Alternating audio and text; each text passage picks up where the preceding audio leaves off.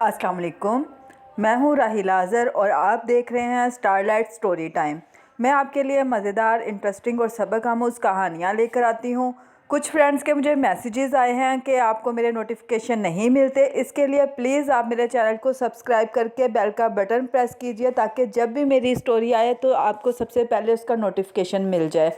हमारी आज की स्टोरी का नाम है मेहमान का रिज़्क और इसकी राइटर है निदा रफ़ीक। अम्मी आज क्या पकाऊं? रात को खाने में शाइस्ता ने दुपट्टा से हाथ साफ करते हुए पूछा। पकाना क्या है? पैसे तो मेरे पास है नहीं। तुम्हारे सामने जो जमा किए थे वो भी इस दफ़ा सारे खर्च हो गए। महंगाई बहुत हो गई है, रिफ़त ने अपनी बेटी को देखते हुए कहा, जो चारपाई पर इनके साथ भी बैठ गई थी। अम्मी वो तो मुझे पता है, लेकिन आपकी बचपन की दोस्त आंटी फरहत आपसे मिलने आ रही है ना? मैं तो इनके लिए पकाने का पूछ रही हूँ, शाइस्ता ने कहा। रिफ़त ने शाइस्ता की तरफ देखते हुए कहा, मुझे लगता है वो नहीं आएगी। अगर इसने आना होता तो वो अब तक आ जाती।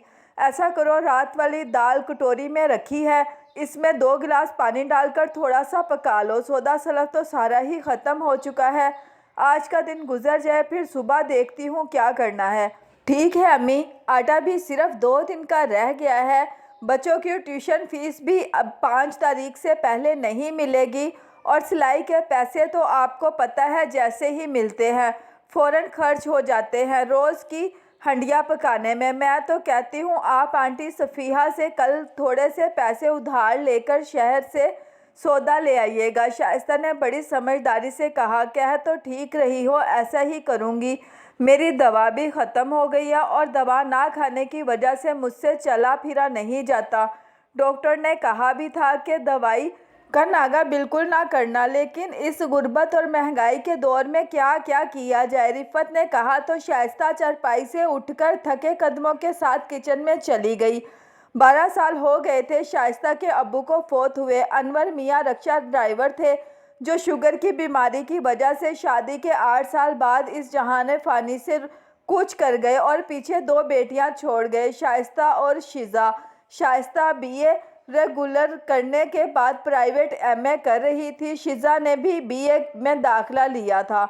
अनवर मियाँ 4 मरला का घर अपनी ज़िंदगी में ही तामीर करवा गए थे। अखराजात अब बेटियां बच्चों को ट्यूशन पढ़ाकर और मोहल्ले की औरतों के कपड़े सीकर पूरा कर रही थी। रिफ़त को शादी से पहले टीबी की बीमारी थी, इसका इलाज हुआ तो हेपेटाइटिस की बीमारी लाहक हो गई। मेके में रिफ़त की सिर्फ 3 बहनें ही रहती थी, जो ज़्यादा अमीर तो नहीं लेकिन अपने घर में आबाद थी। ससुराल में रिफ़त का एक देवर था जो फ़ौज में था, अपनी बीवी और 2 बच्चों के साथ कराची कैंट में रहता था। छुट्टी मिलने पर कभी कभार मिलने आ जाता। रिफ़त अपनी बेटियों के साथ अकेले रहती थी। मोहल्ले के लोगों का रवैया और सलूक बहुत अच्छा था और सब इनका बहुत ख्याल रखते थे। अगले दिन शिज़ा फारिया के साथ कंबाइंड स्टडी करके घर वापस आई तो शाइस्ता को बताने लगी कि फारिया की मामा भी आज शहर गई हुई थी, लेकिन वो भाई जुनैद के साथ बाइक पर घर वापस लौट आई हैं और कह रही थी कि तुम्हारी अम्मी मुझे बाज़ार में मिली थी। उन्होंने पैगाम भेजा है कि इनकी बचपन की दोस्त आंटी फरहत और इनके 2 बच्चे हमारे घर हमसे मिलने आ रहे हैं, तो शाइस्ता से कहना जल्दी से इनके खाने के लिए कुछ ना कुछ इंतज़ाम कर ले। शाइस्ता ने सीढ़ियों से उतरते हुए सुना तो सीढ़ी के आखिरी ज़िना पर सर पकड़कर बैठ गई और कहने लगी, क्या एहतमाम करूं? घर में तो पकाने के लिए कुछ नहीं और अम्मी ने पता नहीं सौदा सलफ आज ख़रीदा भी है या नहीं। ख़रीदा होता तो वो ज़रूर आंटी सफ़ीहा फारिया की मम्मा के हाथ भिजवा देती। अब तुम ही बताओ मैं क्या करूं? अभी वो इसी कश्मकश में थी कि डोर बेल बजी और देखा तो इसका शागिर्द हमज़ा 2 बड़े डोंगे हाथ में पकड़े इनके घर में दाखिल हो रहा था। शाइस्ता ने उठकर हमज़ा से डोंगे लिए देखा तो एक में बकरे का गोश्त और दूसरे में कस्टर्ड था। इसने हमज़ा से पूछा, किस खुशी में लेकर आए हो? हमज़ा ने कहा, अपी वो पापा बाहर से वापस आए हैं तो आज हम दोनों भाइयों का अकीका था। शाइस्ता ने मुबारकबाद देकर बर्तन खाली करके वापस किए और कहा, इसीलिए आप दोनों ने कल ट्यूशन से छुट्टी की थी, आज भी आओगे या नहीं? हमज़ा बोला, नहीं आपी, हम आज भी छुट्टी करेंगे। ठीक है। इसी वक्त 8 साला رمیزہ پیاز اور آلو سے بھری ٹوکری لے کر گھر میں داخل ہوئی۔ آپی یہ لیں، ہم نے پچھلے ہفتے آپ سے آلو اور پیاز لیے تھے جب ہمارے ماموں آئے تھے تو امی نے بھجوائے ہیں۔ شائستہ نے خوش ہو کر ٹوکری خالی کر کے رمیزہ کو دی اور سوچا کہ مہمانوں کے لیے کھانا اب تیار ہو جائے گا۔ شائستہ نے شیزا سے پوچھا، تمہارے پاس کچھ پیسے جمع کیے ہوئے ہیں؟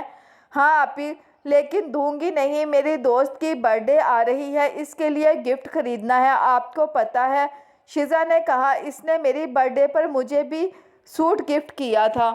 وہ تو ٹھیک ہے، ادھار سمجھ کے دے دو، جب پیسے آئیں گے تو میں تمہیں اس کے لیے گفٹ خرید دوں گی۔ ابھی فی الحال مجھے ان پیسوں سے بیسن اور گھی لا دو، میں پکوڑے اور چپس بنا لوں، ساتھ میں نمکو بسکٹ اور دودھ بھی لیتی آنا تاکہ میں مہمانوں کے آنے تک کچھ نہ کچھ اہتمام کر لوں۔ شائستہ نے کہا، آپی میرے پاس 300 روپے ہیں، اتنا کچھ اس میں آ جائے گا؟